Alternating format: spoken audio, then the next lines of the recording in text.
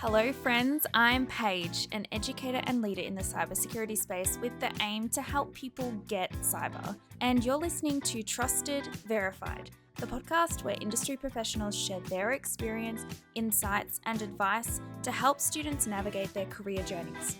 Here, we go beyond the resume, cut through the noise, and give you actionable guidance you can trust and verify. If you're enjoying the podcast, make sure to follow or subscribe and let me know your thoughts on socials. I love hearing from you. Now, let's get into this week's episode.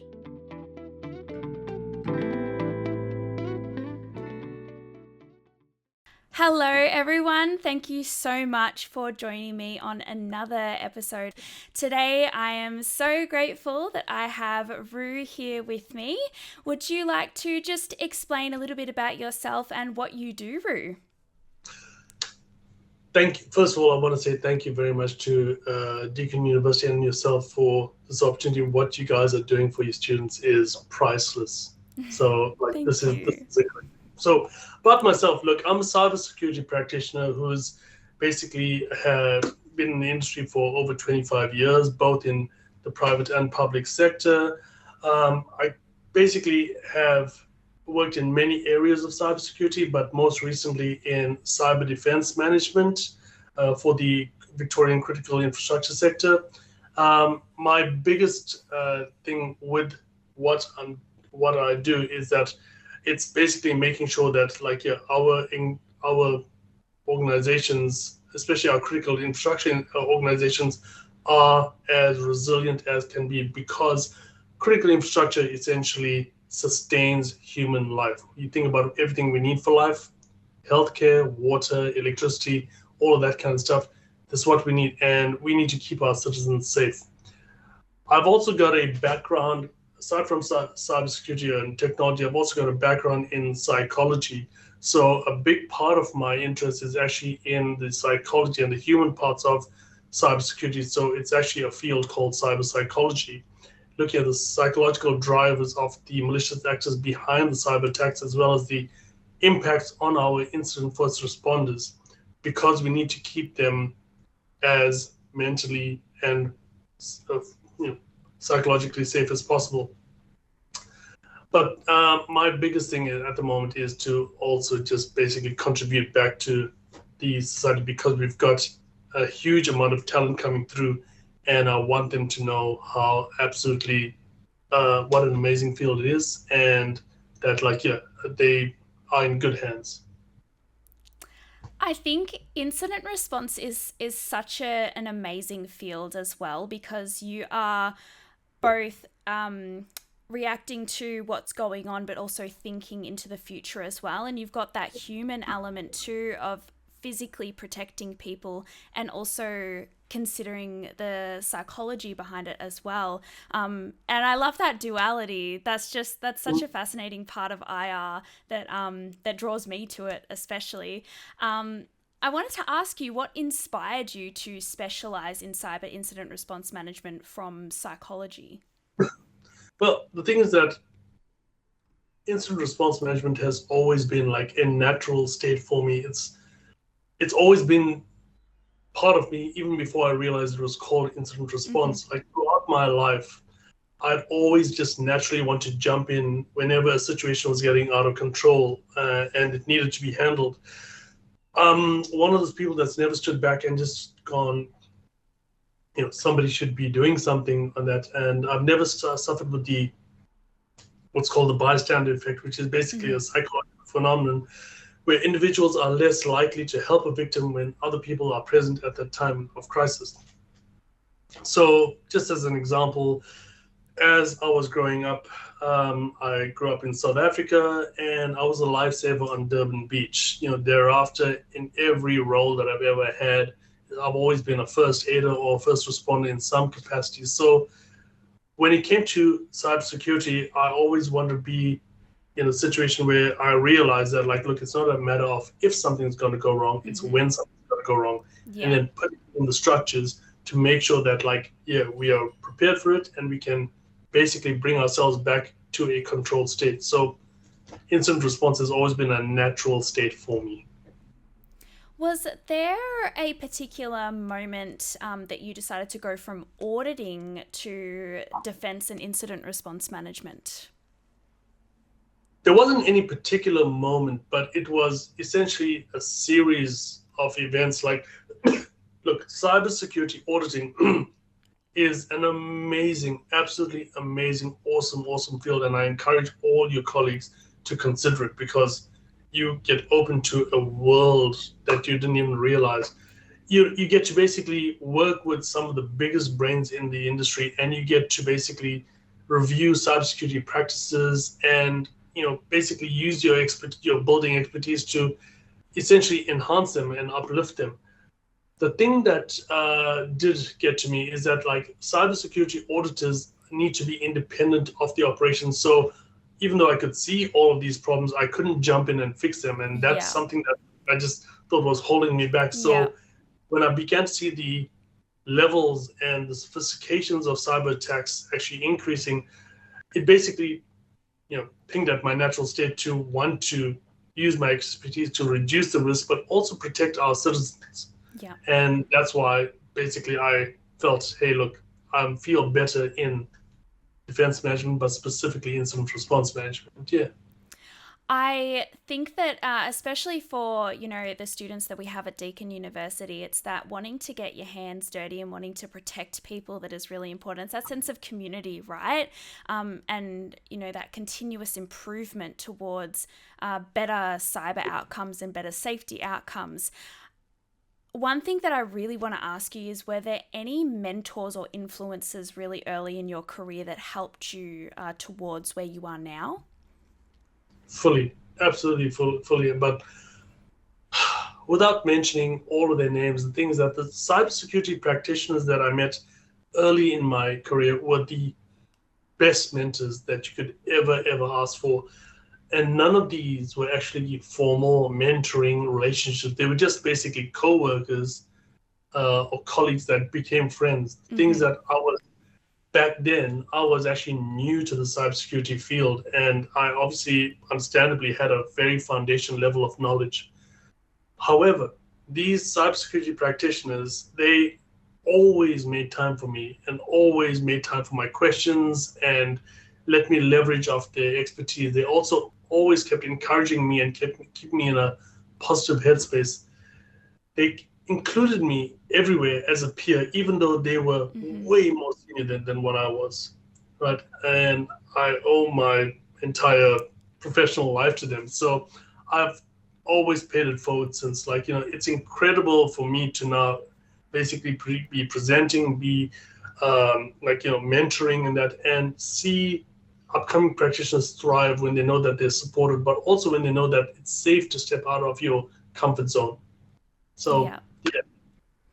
I think mentorship is such a beautiful aspect of this industry. As soon as I came into this industry, the openness to the openness of industry professionals to put aside time, like you mentioned, to answer questions, even if they are the busiest person that they will still put that time aside. And that has been some of those conversations have been the most insightful conversations that I have had and the most eye-opening. So any student that is watching this, I highly recommend, if you see someone come across your LinkedIn and you know that they're active in the industry and you're thinking, I have a question for that person, I really want to start a conversation, just send a message to them. Because I promise you, and obviously Rue, you've experienced this as well, they will more often than not be happy to answer any questions you have. It's such an amazing industry. It Another is. question that I want to ask you is, you've obviously done this for a very long time. I'm sure you've seen some shifts and changes in the way that things have happened and new Yeah. technologies that are coming out. What would you say, in your opinion, were the most significant changes that you've seen in cybersecurity? Well, it's been over the last 25 plus years, it's actually been huge, right? Mm-hmm. There's been a momentous amount of changes. The biggest ones were like NATO actually ratifying that cyberspace is the domain where the conflicts of the future are going to Yeah. be held, like in extensions to the traditional land, sea, and air, which basically means that cyber attacks are now part of conventional conflicts or warfare. Mm-hmm. Right? That is huge. The other side of it is the recognition that cybersecurity is actually a human problem. It's not a technology specific problem that can be resolved with just technical solutions.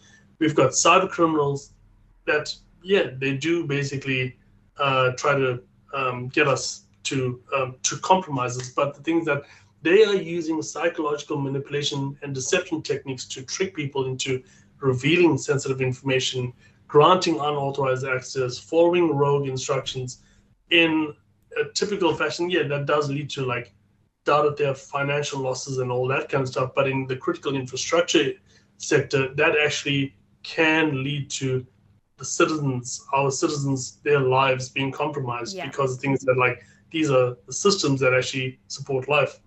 In incident response management, we also have cyber first responders that are responding to these incidents all the time. We need to look after their Mm-hmm. well-being. So at least there's more recognition that like we need to basically keep on top of how our responders are doing, are they resilient, and basically just make sure that they're not burning out, they're not getting stressed. The other side of the other change that's happened over time is that the intensity and the speed and magnitude of cyber attacks has blown up. The biggest part of that is because of things like automation and AI. Mm-hmm. The rise of AI, especially like gives both attackers and defenders a lot of tools. Things that like the sophistication of those tools also makes previously low skilled attackers. It actually makes them a risk. Mm-hmm. And the biggest thing most recently is deepfake technology. Just Yeah. how Yeah. advanced it's getting that we actually have problems making sense of like, okay, what is actually a real identity, what's actually not. That's only going to proliferate. It's only going to get worse. Yeah. Yeah. And I think with the rise of AI as well, we've, as defenders, have had to adapt so much to that. Hmm. And even just things like the tools that we use and the frameworks that we use are updating and changing all the time to match that sort of progress on the other side. Are there any main tools or frameworks that you rely on in your current role? I actually feel like I don't even need to answer that question because you've just answered it yourself. The whole thing is the technologies, the tools, the resources that are changing all the time. Like professional and technical resources for cybersecurity like evolve continuously. So if I had to give you any kind of specific present day resource, and that kind of it's guaranteed to not age well at all, right? That alone actually demonstrates just how quickly cybersecurity evolves, how Mm-hmm. much of that there is, right? So for any cybersecurity practitioner, I know that this is not what they want to hear because they want to hear download this and install that or Mm-hmm. whatever. Mm-hmm. But what I will tell them, and it won't be apparent to them now, but it will be apparent to them in 10, 15, 20 years, is that your biggest tools that you're going to be using to be masters in this field is your professional curiosity. Mm. Right? Cybersecurity practitioners are not people that run around with a little checklist and just do what's on the checklist. It's people who basically want to basically investigate and know more and know what was the actual cause and do I actually have the actual solution for long-term strategy. The psychological ability to think like a criminal, right? In Mm-hmm. order to actually thwart the criminal.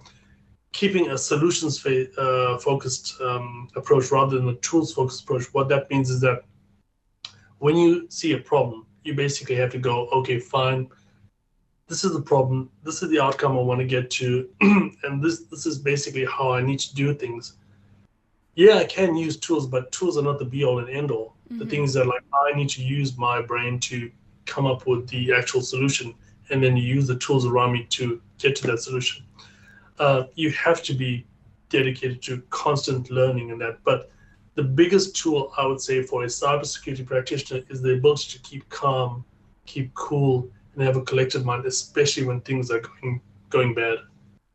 Yeah, I actually recently posted a TikTok about if you're in the middle of an incident, just take 5 minutes, step outside, go for a walk, because even Mhm. just getting that mental clarity could be the difference between going around in circles and finding a solution to the problem.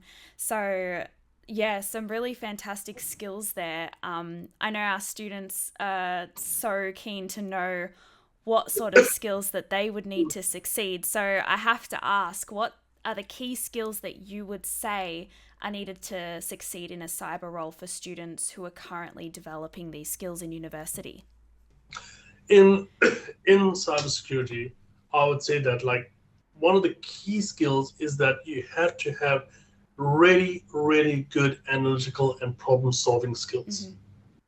You need to basically like be dedicated to finding the answer, and that is not just going through a checklist, but that's basically investing yourself to finding the answer.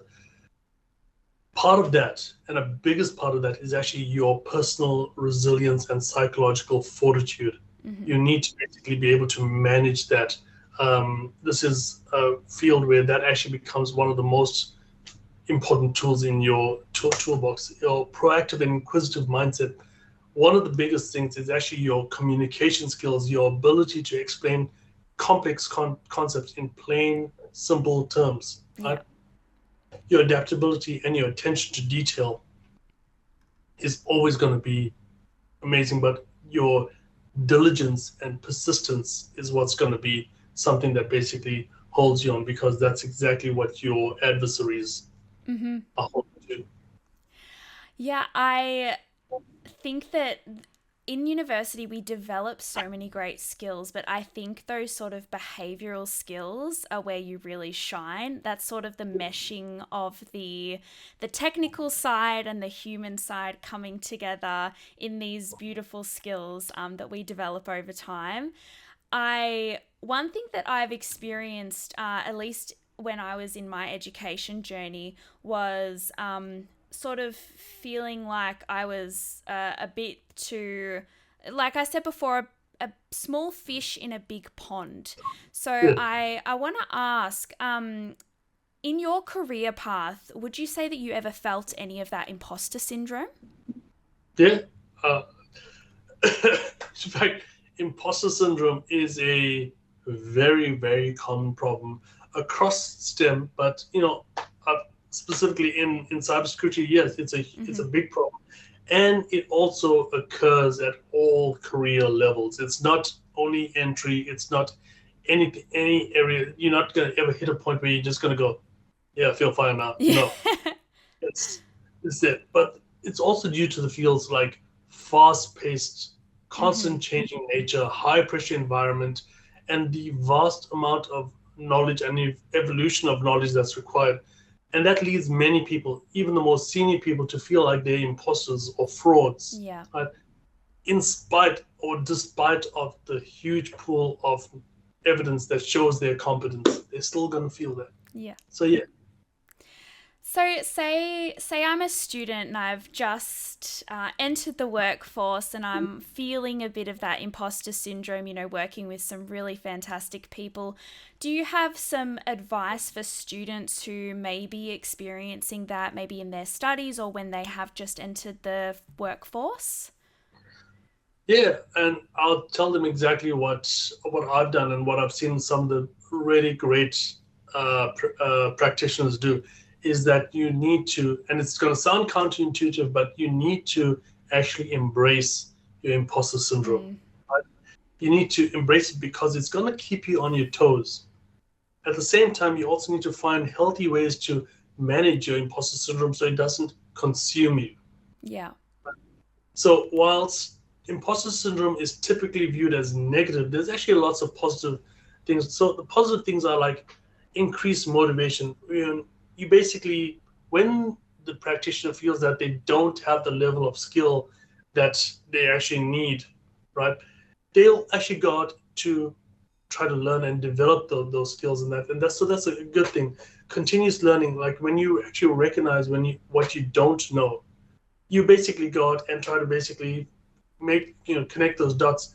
Yeah. Interpersonal skills, it doesn't sound like it makes sense, but like when you basically feel that you actually don't know something, you're actually forced to basically go out and collaborate with other people, work with other people, learn how to work with other people. That's a really great thing. But also humility, like self-doubt is actually a healthy contradiction or contrast to overconfidence, right? So these are all really great things, but the important side of it is that you need to basically be aware of the mental health costs. Yeah. Mental health costs is that, like, if you basically allow your imposter syndrome to grow unchecked, you are going to deal with high levels of anxiety, stress, burnout. Like, you're going to have cognitive distortion where you're going to start doing things like discounting your achievements but over generalizing your failures, which is going to make you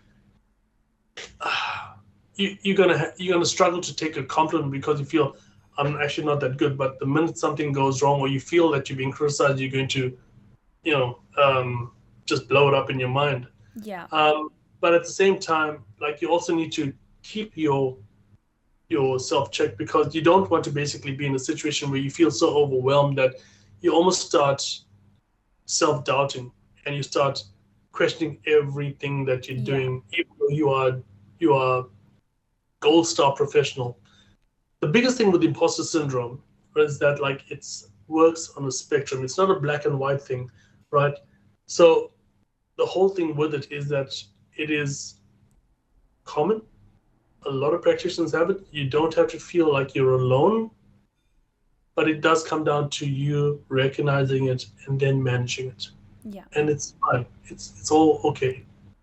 It will all be okay in the end. That's at the end of the day, it's okay. Everyone has something new that they learn every day. So, at whatever level that is at. I want to pivot a little bit here. I want to ask you, what do you think are some misconceptions about cybersecurity that you encounter regarding working in the industry? Well, even though it's been, I've been in the industry for over 25 years, there's a few misconceptions that still seem to hang around. And the biggest one is that, like, cybersecurity is only about being technical and knowing Mm-hmm. tools. Mm-hmm. And that is something that I I really try to snap people out of, because what cybersecurity really is that it's a specialist field where you apply your skills and your knowledge to manage risks to an acceptable level, right? And it really involves knowing frameworks, processes, people, and behaviors, and implementing solutions to basically make sure that they all function securely, right? Tools may be used for the outcome, but they're not the be all and end all. Yeah. Yeah. That's the first thing. The other misconception is that threats are always external, and this is also something that's perpetuated by our media. The whole thing is that whenever someone shows an attacker, it's always this guy in a hoodie Yes. sitting somewhere in a garage. It Now, always is. from an attack point of view, from a cyber attacker point of view, I don't know why we always cold. I don't know why, but Yeah. we're always in the hoodie. But, like, the reality is that insider threats still are a significant risk. That's Mm-hmm. actually the majority of risks are actually from insider threats. Human error is a leading cause of breaches, right? So awareness training is basically a critical part of this. The other side of it is also that people still believe that cybersecurity, well, they're starting to snap out of it, but they believe that cybersecurity is the responsibility of the cybersecurity or the IT department, where truth, it's actually a shared Yeah. responsibility. Everyone in the organization has a responsibility towards keeping the organization safe, keeping the citizens safe. So yeah, those are the key misconceptions that I've come across. Speaking of threat actors in their little hoodies in their dark basements in Russia, um, I have to ask, what would you say is the most notable way that threat actor behavior specifically has changed over time since you started working in the field? Well, threat, threat actors or cyber threats have basically evolved from really, really relatively simple, unsophisticated attacks to like highly complex, organized, widespread operations. So it's basically shifted from individual focused attacks to Mm-hmm. more structured cybercrime as a service ecosystems, right? The global footprint. So if we have to rewind back to when I started, the complexity initially, hey, very, very low complexity, very simple attacks. Nowadays, it's highly sophisticated attacks leveraging automation and AI. Who were they targeting in the early days? It was just individuals and smaller businesses with low levels of security. And nowadays, Mm. it's larger organizations, it's critical infrastructures, it's entire nations. What were their motivations? Earlier days, it was personal gain, curiosity, maybe a bit of notoriety. Nowadays, it's financially driven or actually, nation state war like Yeah. objectives. The attack vectors early on, yeah, it was pretty basic. Nowadays, it's advanced ransomware, advanced DDoS, living off the land, living off the sites. The methodologies and the ecosystems before were pretty like just individual, whereas nowadays it is a very, very much cybercrime as a service type specialist platform. So yeah, things have basically evolved in a very, very short space of time Yeah. to a very sophisticated entity. It's been so, I mean, I haven't been in the industry for that long, but I can imagine it's been so interesting seeing it go from this sort of, yeah, like in the basement kind of career to being like you're being paid by the government to make Yes. these really sophisticated pieces of malware. And it seems very lucrative, and there's a lot that someone can gain out of it. Which just means that we obviously need to work equally as hard to protect our community, and put in the guardrails to prevent them from impacting us. How would you how do you see cybersecurity evolving in the next decade now, looking into the future? Well, look, over the last few years, and that you can't go to any event or any conference without basically coming across mentions of AI or like advanced computing and that. So it's already apparent that agentic AI will become the new attack and defense frontier, right? Yeah. So both attackers and defenders are going to be using autonomous or agentic AI systems for their work, right? Those are the systems that basically need minimal or no human interaction. And like the things that they're already showing just how formidable they can be. The next thing is that quantum computing. So is quantum computing at one stage was just theoretical, and now it's going to be used on higher scales of attack. So Mm-hmm. compromising controls like encryption is going to increase the risk of unauthorized access, right? More sophisticated deepfake or synthetic media, right? So the differences between genuine and fake will be significantly harder to see, and our standard detection methods are going to struggle to basically identify those. The attack surface also in the future is going to be a lot bigger as we introduce more, Internet of Things, more device proliferation. We can Mm. basically going to have more connections coming into our systems.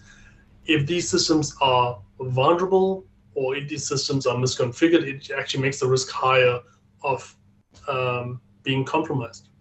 So that is basically what the next evolution is. Yeah.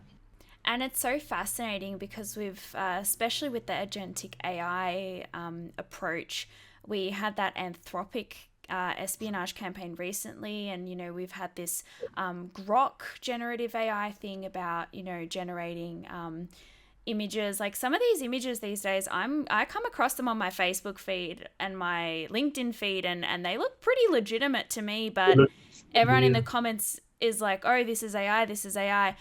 It's getting really difficult to differentiate between what's real and what's fake. So it's definitely going to be very interesting from a cybersecurity professional perspective, how that's going to evolve and develop. Because, yeah, we're already sort of seeing the start of it.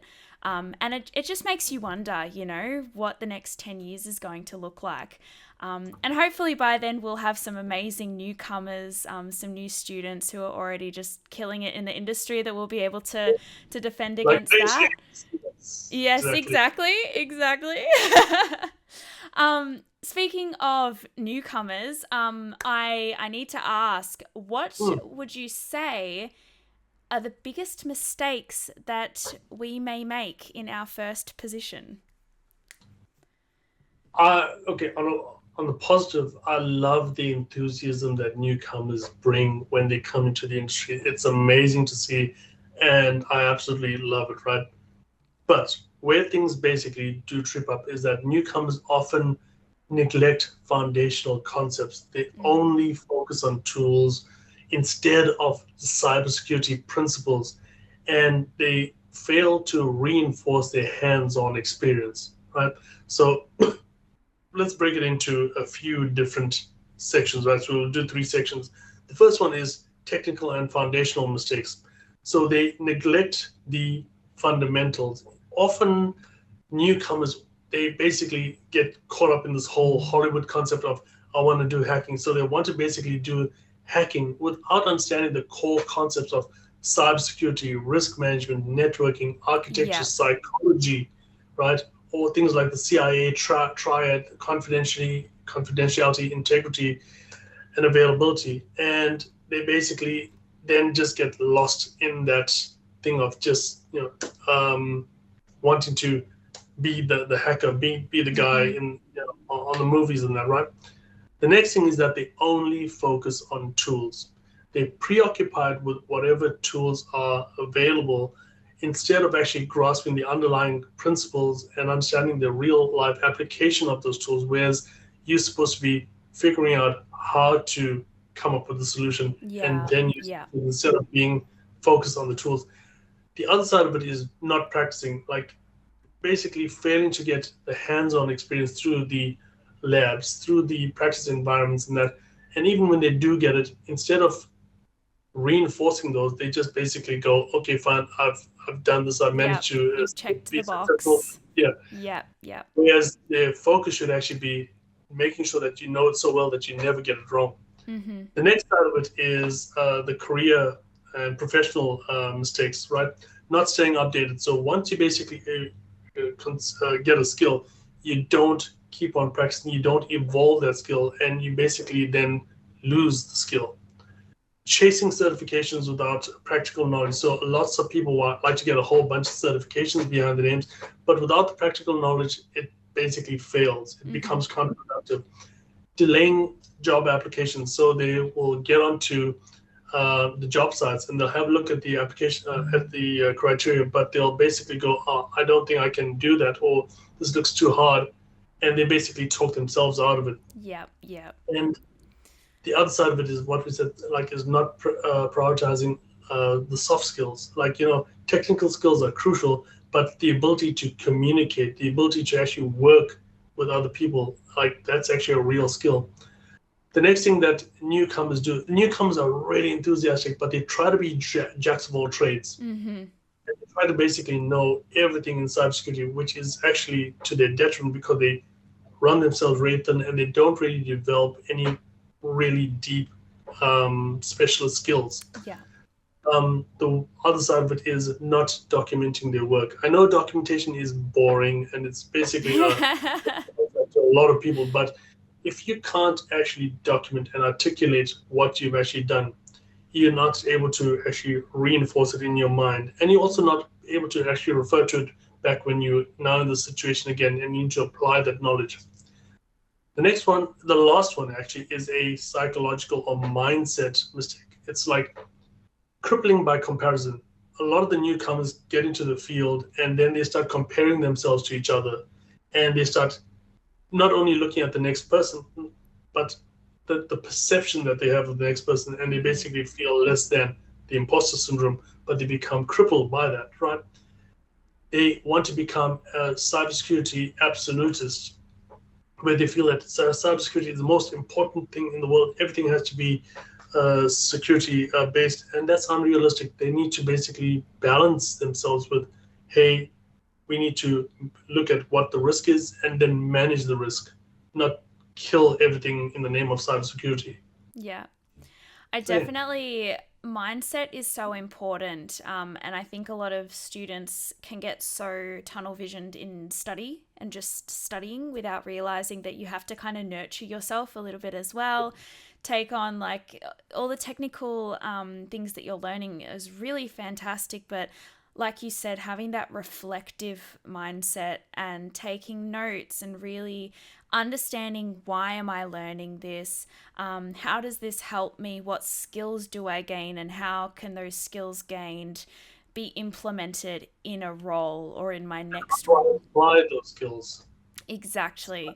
Because not everything is not you can have all the skills in the world, but not everything is on a checklist. You basically have to know that, hey, here's your realm of skills. Mm, A new situation has come up. Now how do I basically apply that mm-hmm. knowledge to this new situation? Yeah. Yeah. I want to ask as well. So I obviously spoke about, students getting really into their studies, and all of that sort of stuff, but I feel like so much of the growth happens outside of study. So I wanted to ask you, what would you recommend that students engage in to gain more practical experience outside of their degree? Well, I'd say like, okay, when I give the first point, people are basically gonna go, oh, who's gonna give me a job? The thing is that people need to just listen carefully. Like there's professional and academic experience. So I'd say go out and seek internships wherever you can. Just basically seek them and find some kind of company that can give you that real world experience. But at the same time, one way of doing that is actually volunteer your time, right? So find nonprofits or find local businesses that may not have the ability to pay for those skills. But the thing is that like go and do it. In doing it, you actually are working a real life business and you are building and uplifting those skills. Work with your university, like even before you leave, get a job in your university's IT department, even get a job being a tutor in courses that like you can basically get into in that, right? Leverage your faculty and your mentors. A lot of the guys are basically working in, they're doing research and development or they're doing some kind of work that actually needs real life experience. Go and offer your time there. The next one there is like your skills based or professional development. Like you have your online training platforms. There's tons of platforms online that help you develop real skills with things like security operations centers or SOCs, Yeah. right? Again, and I know this is boring, but document your work. Like anything that you learn, just write it down, document. But that actually takes me to the next thing of hands-on projects, right? So build yourself a home lab. But the one thing I do tell people about building a home lab is that don't just build it and then look at it. No, the whole thing is that before you actually pick up the first piece of hardware, think about what do I want to achieve with this home lab. Write it down. What's your top 3 or 5 objectives? And only once you have that right in front of you, then you build your home lab because you're building it to achieve those objectives. Yeah. Otherwise, you're just another person that's built their own computer. Good for you. But participate in things like you capture the flag events. Those are really good because it basically gives you a good insight into real life events or just gives you the opportunity to leverage and apply your knowledge to a new type of Mm, situation. Open source projects or taking on personal projects or joining bounty programs, those are good things. Like basically get onto the online forums, see who's actually running an open source project or see who's running a bounty project, or even things like your personal projects. Think about when you go out and network with your colleagues and that, what is something that everyone seems to be missing? Can I basically build it? And then when mm. you do, then go and market it to someone. Now I put it across to someone. Maybe that is a good way of actually like just getting your foot in. Mhm. But those are good practical ways of actually building real life skills. One of my favorite ways of sort of encompassing those points is to make a portfolio website. Mhm. Because going back to, documentation and, reflection, having a place to sort of display your projects and what you're learning, both on the technical and soft skill side, can really showcase who you are as a person and who knows, your portfolio website could be a resource for other students. You know, if you're making guides for example, I've got a guide on how to use John the Ripper and a guide on how to make your own GitHub Pages portfolio website. No, definitely not promoting that, but there are so many resources that students can use, including, you know, my portfolio website or books, or we've got, you know, like LinkedIn Learning, online courses that you can do. I want to ask, are there any particular resources that you relied on or have found during your career that you would recommend to students or industry newcomers? Okay, so like exactly what we said before is that like professional and technical resources, especially in cybersecurity, are evolving all the time. They're just continuously evolving. So any specific present day resource is guaranteed to absolutely fall apart, right? Not age well. So I'll give you my own perspective, my own background, right?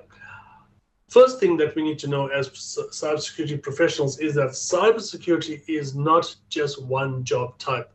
Cybersecurity is actually an umbrella term for a broad field, which has a number of specializations, subspecializations, super specializations, right?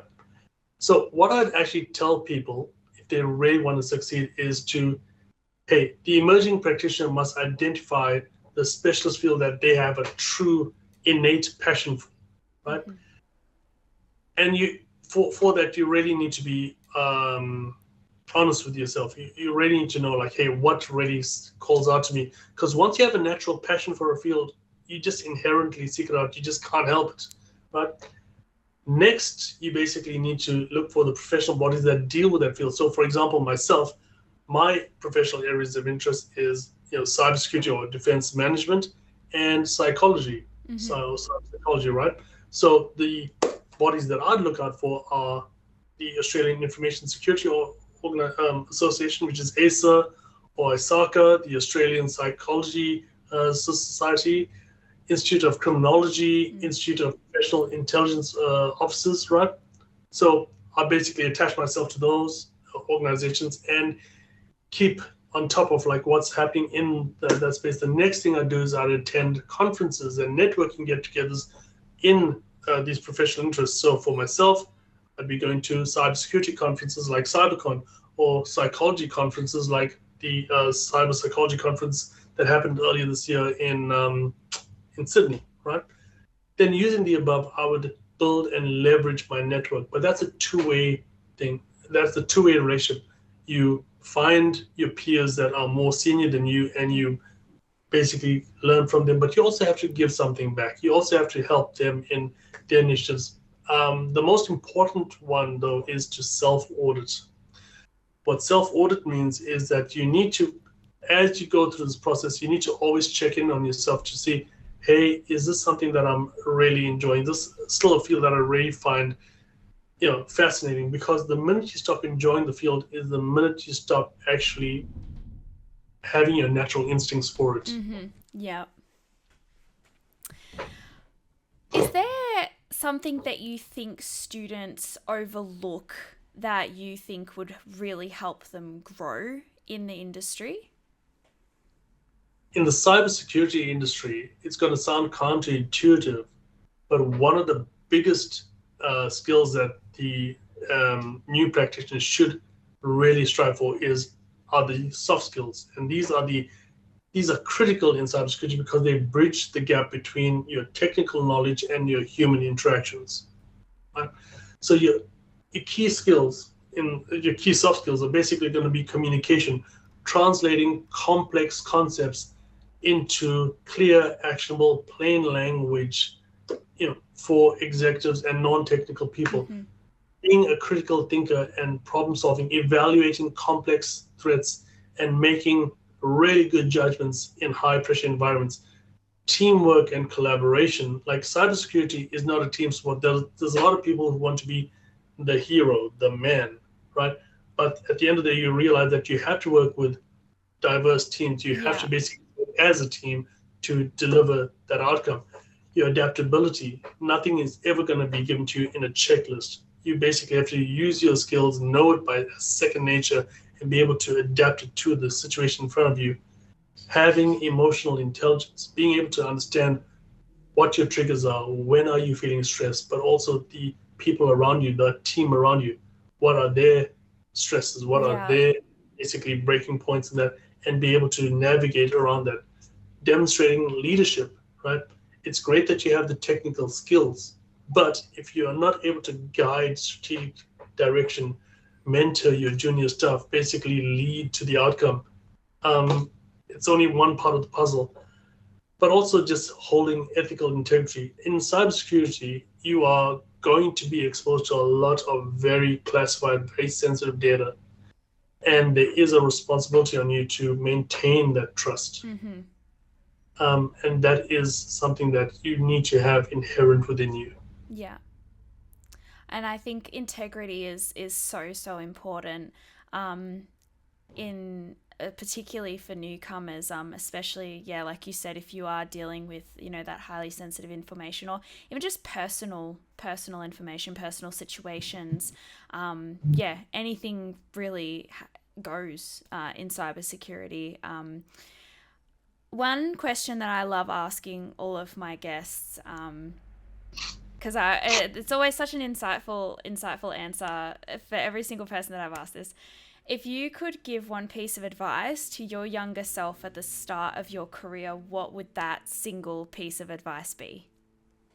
Well, the single piece of advice will always Or more be than one piece of advice, whatever, however much advice you want to give yourself.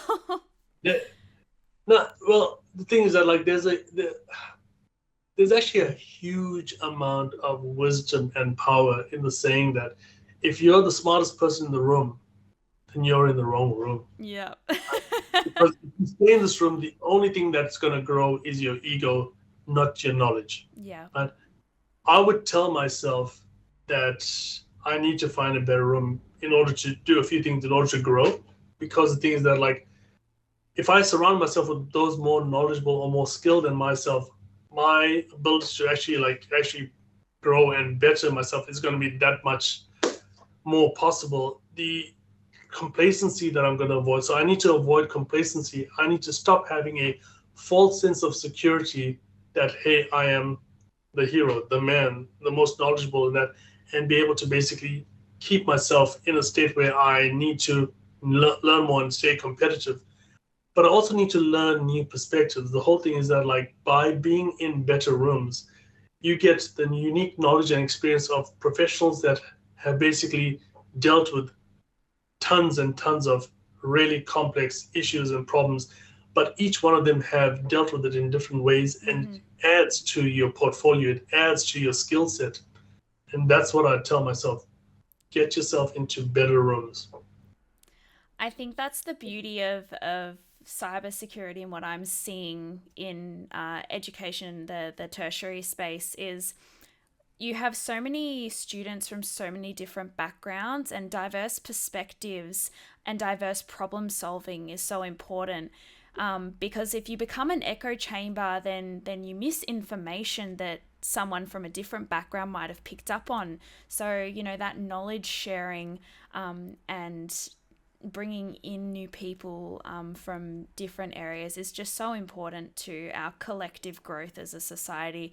And at the end of the day, so long as we're 1% better at protecting the general public, then we've done a good job. So, well, that was my last question. So a huge thank you to you, Rue.